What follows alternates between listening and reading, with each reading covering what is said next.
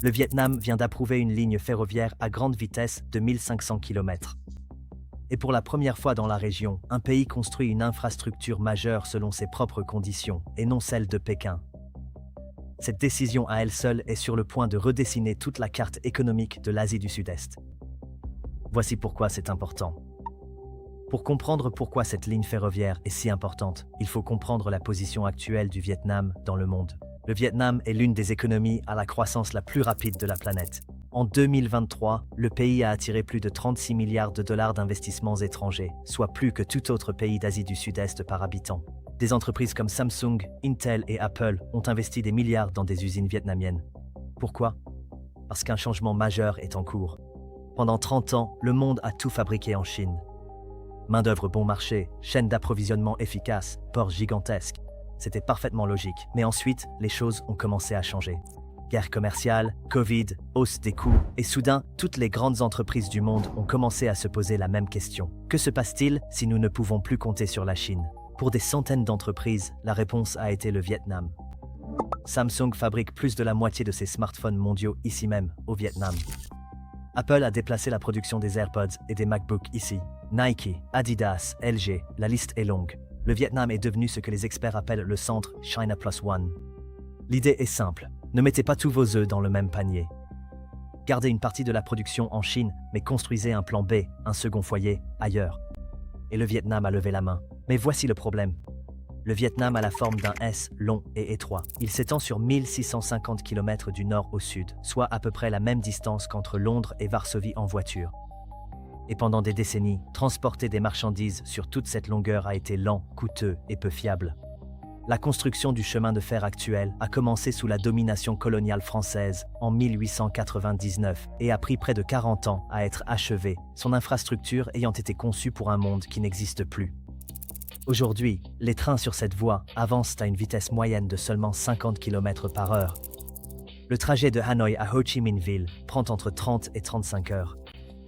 Pour un pays qui veut devenir la colonne vertébrale logistique de l'Asie du Sud-Est, ce n'est pas suffisant. On en est loin. Alors le Vietnam a pris une décision qui allait provoquer une onde de choc dans toute la région. Fin 2024, l'Assemblée nationale du Vietnam a approuvé l'un des projets d'infrastructure les plus ambitieux de l'histoire du pays, la ligne ferroviaire à grande vitesse nord-sud. Voici les chiffres, et ils sont impressionnants. 1541 km de voies entièrement neuves, traversant toute la colonne vertébrale du pays, 23 gares reliant chaque grande ville et province le long du trajet.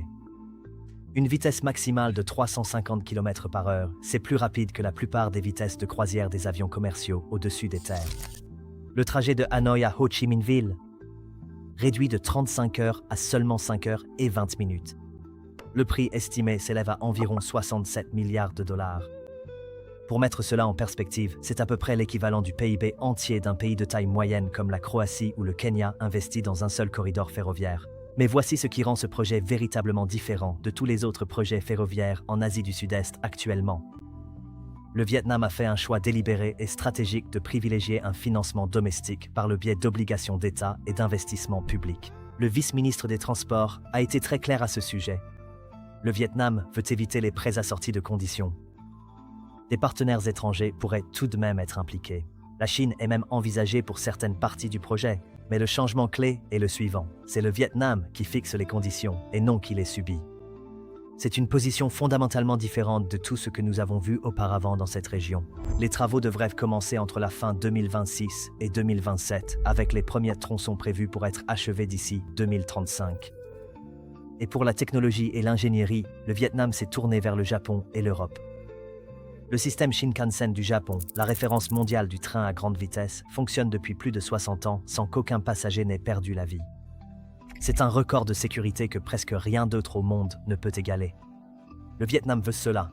Le Vietnam travaille pour y parvenir. Ce n'est pas qu'un simple train, c'est une déclaration. Pour vraiment comprendre ce que fait le Vietnam, il faut regarder ce qui est arrivé à ses voisins. Juste de l'autre côté de la frontière, au Laos, la Chine a aussi construit une voie ferrée.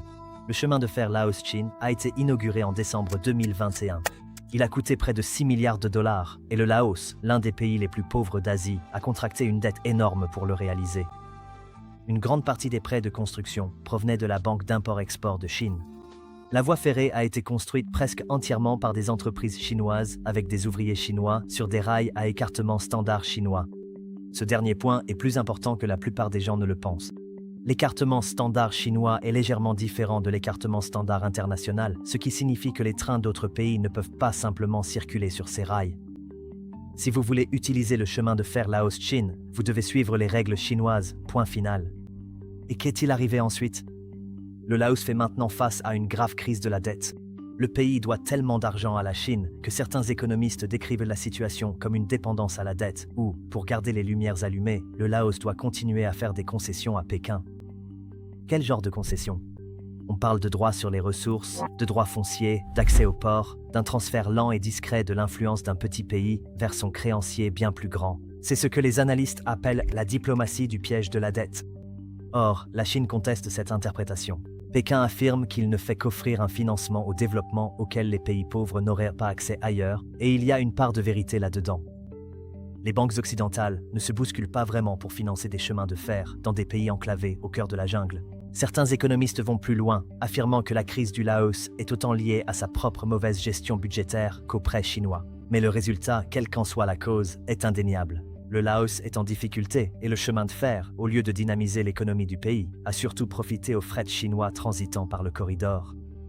La Thaïlande a vu cela se produire et a freiné son propre projet ferroviaire lié à la Chine. Les plans pour une ligne à grande vitesse thaïlandaise connectée au réseau laotien ont été mis en pause, repensés, retardés. Le gouvernement thaïlandais a discrètement renégocié les conditions à plusieurs reprises. Et le Cambodge mène sa propre délicate opération d'équilibre, avec des projets d'infrastructures financés par la Chine qui ont suscité l'inquiétude des observateurs internationaux. Le Vietnam a observé tout cela de très près, et le Vietnam a dit « pas nous ». Ce qui se déroule actuellement en Asie du Sud-Est ressemble, à bien des égards, à une course aux armements ferroviaires entre deux superpuissances économiques. La Chine a poussé de manière agressive son initiative, la ceinture et la route, un vaste programme d'infrastructures mondiales comprenant des chemins de fer, des ports et des routes reliant des dizaines de pays à Pékin.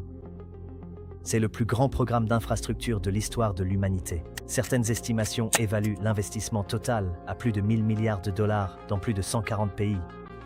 La stratégie est d'une élégance simple, construire l'infrastructure, imposer les normes, contrôler le corridor. Le Japon a réagi avec sa propre contre-stratégie. Tokyo s'efforce de décrocher des contrats d'infrastructure à travers l'Asie du Sud-Est, non seulement pour gagner de l'argent, mais aussi pour maintenir son influence et offrir une alternative au modèle chinois. L'approche du Japon est différente. Un coût initial plus élevé, mais un financement transparent, des normes d'ingénierie internationale et, point crucial, un transfert de technologie, ce qui signifie que les travailleurs et ingénieurs locaux apprennent réellement à construire et à entretenir eux-mêmes les systèmes. La ligne ferroviaire nord-sud du Vietnam se trouve au cœur de cette rivalité. En ancrant son projet à une technologie alignée sur le Japon et à des modèles de financement internationaux, le Vietnam envoie essentiellement un message à tous les pays de la région. Vous avez le choix.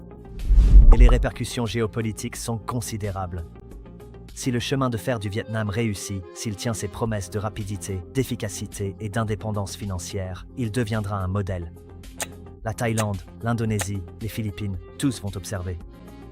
La question que se posera chaque ministre des Infrastructures en Asie du Sud-Est sera « Pouvons-nous faire ce que le Vietnam a fait ?»